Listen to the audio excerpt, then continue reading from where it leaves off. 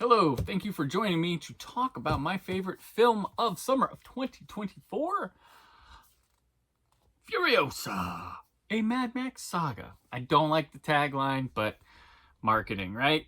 This comes on 4K Ultra HD Blu-ray on August 13th. If you're watching it the day this posts, that's tomorrow. So it's coming right around the corner. Comes out on 4K. There is a Steelbook edition for it. I think they're putting out a Mad Max anthology type thing with it, as well as a black and chrome, blood and chrome or whatever, edition of it that's in black and white. This is the colorized one, which, why wouldn't you want to watch Furiosa with a bunch of color? I think that black and white stuff could be neat sometimes, but like, boy, I love the color work on these too much to, like, if I'm going to sit and watch it, I'm like, oh, well, I'm going to watch a color version. Furiosa, this is the prequel story, focusing on Furiosa from Mad Max Fury Road, this is a sort of anthology tale of her ascension to where she is when we see her in Fury Road, starting with her as a child, moving up through younger, teen, and young, and you see all sorts of cool stuff with each segment having cool, unique action sequences to it. This is not one long chase like Fury Road, but a series of different cool ways to do action in this Mad Max wasteland world we have that set up many moons ago with George Miller, who's helmed all these, and this is just wonderful stuff. Chris Hemsworth is a shit in this movie that is quite enjoyable to watch, just snarl and chew up scenery as Dementus, and he's a good antagonist for Furiosa throughout this. His wife, Elsa Pataki, plays a really gruesome looking hench person, as well as a beautiful woman from Furiosa's village. Anya Taylor-Joy is one of my favorite performers right now, and so I'll watch her in anything, and she's excellent as Furiosa. I know people were like, Charlie's, but like when you see how this is done, stuff like, yeah, it needs to be a younger person, and she is fantastic as Furiosa and handles herself in the action sequences and really, really commits to this role. And a lot of the bonus features too, like, surprised me. Like, she's really into it. I know a lot of the press tour on this movie was like, oh, she's really, quiet about it and stuff like that. I'm like, you watch the behind the scenes footage and the interviews with her, and that bullshit. She really enjoyed this experience, George Miller and everything else. So maybe something was bugging her that week or was on her mind, but she's excellent in this. There are some just all-time sequences, just like, wow, how would they do that?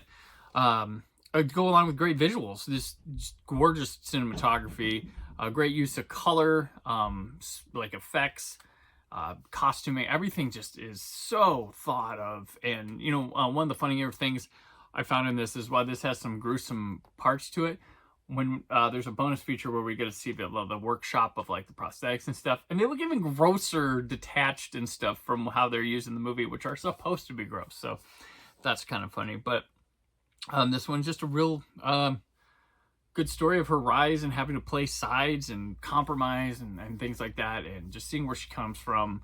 Normally, the funny thing is, Mad Max, the series, the original movie, in the first one, just Mad Max, it feels like now, retroactively, you watch this movie and it feels like the generic, like, prequel story about a character that we get, like the King Arthur one and all the Robin Hood stuff before they were that, and just kind of that generic one. It feels like that was made post Road Warrior for the Road Warrior, but it's not.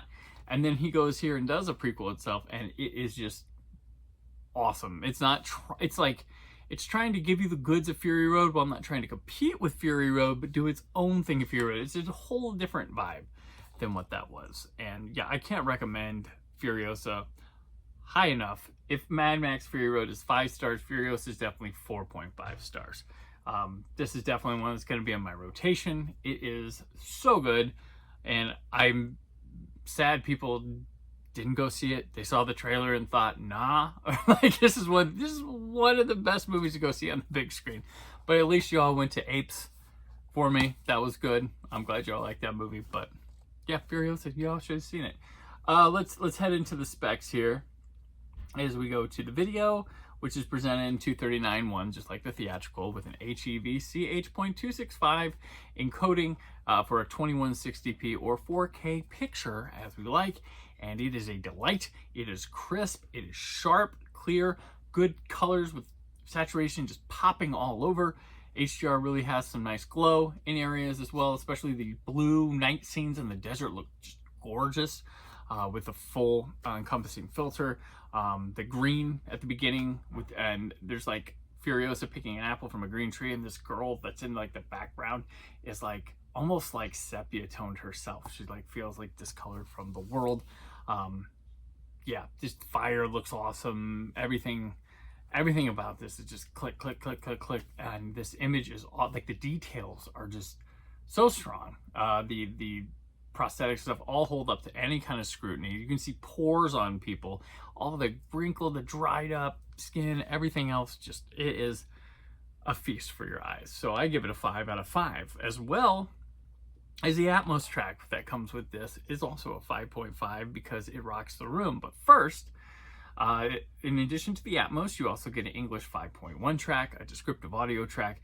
You get Italian Dolby Atmos, French Dolby Digital 5.1, a Spanish 5.1 Dolby Digital, as well as a 5.1 Italian Dolby Digital, and subtitles for this one: English SDH, French, Italian, Spanish, Danish, Finnish, Norwegian, and Swedish are all on this. And this thing rocks the room, man. This is kind of things fall from above, like when they shoot up that smoke like flare thing, pop, and then gunfire from the top like a sniper.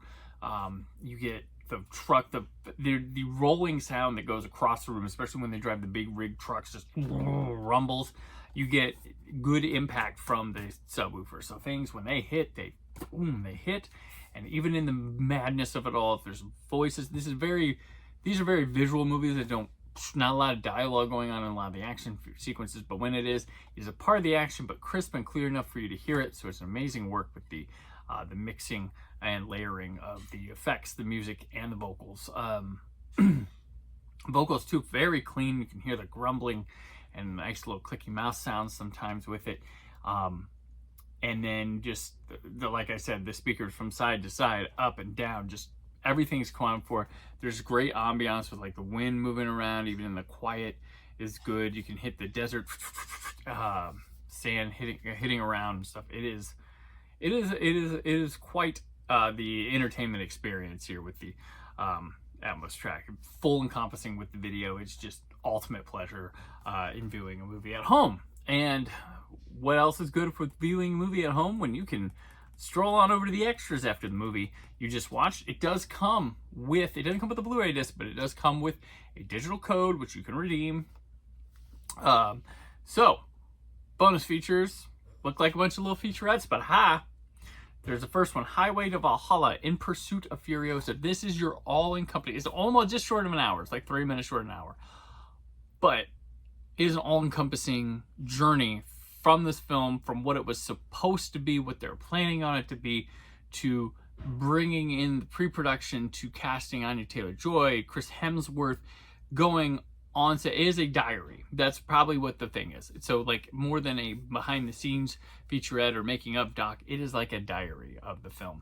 And we go through the steps. We go, there's a lot of behind-the-scenes footage. There's interviews with everybody involved. And the thing I like is watching George Miller and Anya Taylor-Joy work out scenes. So they like have this room where they work out scenes, and they sort of get dressed for those scenes. They go out to the set with those scenes. Like, it's a really cool process to watch Anya Taylor-Joy really take ownership and become Furiosa. Like, that's kind of the thing that's behind the scenes going on that you're watching throughout this, because, you know, big effects scenes and stuff, that's really cool to see, but watching her get really in her practice is impressive, and watching George Miller, how he works with people, is also a fun thing to see on this. So highly recommend that one. And also Darkest Angel, Anya Taylor-Joy as Furiosa, even more focused on her and her work as Furiosa. That's about a little over 10 minutes. And we have Motorbike Messiah, Chris Hemsworth as Dementus. That's 10 minutes. Hemsworth, focused on him. Woody Murray's role, but also it also has Elsa Pataki and what she's doing to the role too. So don't let it fool you. It's some of her as well. And then we have Furiosa Stowaway to Nowhere, which is 11 minutes long, and this focuses on the scene where Furiosa stows away on the big rig truck, and she's under it, and we got Praetorian Jack. That's how they kind of meet, and it's got the one with the parachute guys and stuff. That's all about making that scene and how long it took a long time to make that scene and get it right and stuff, and all the dangers. It's pretty impressive as well.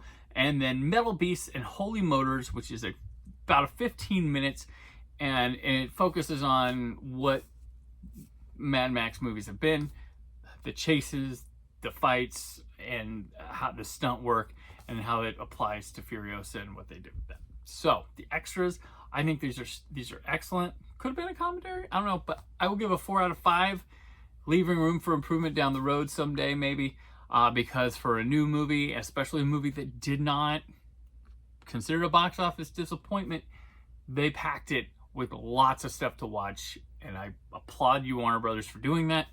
And makes the movie even more enjoyable. So if we'll go back through it, Furiosa the movie, 4.5 out of 5. Yes, I love this movie. Yes, it's going to wind up one of my favorites of the year. And so far, we've got a couple weeks left of summer, but it is my favorite movie of the summer. I don't see anything knocking that off. The video gave a 5. The audio, another 5. And then the extras, a 4. So I'm going to wind this one up at 4.5 out of 5. If you grab a steelbook, even better for it. But yeah, so there we are, Furiosa. If you'd like to order a copy, please use the Amazon link in the description of the video.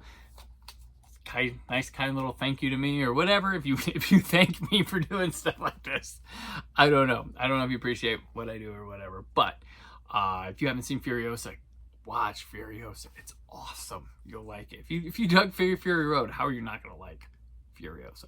So pick it up.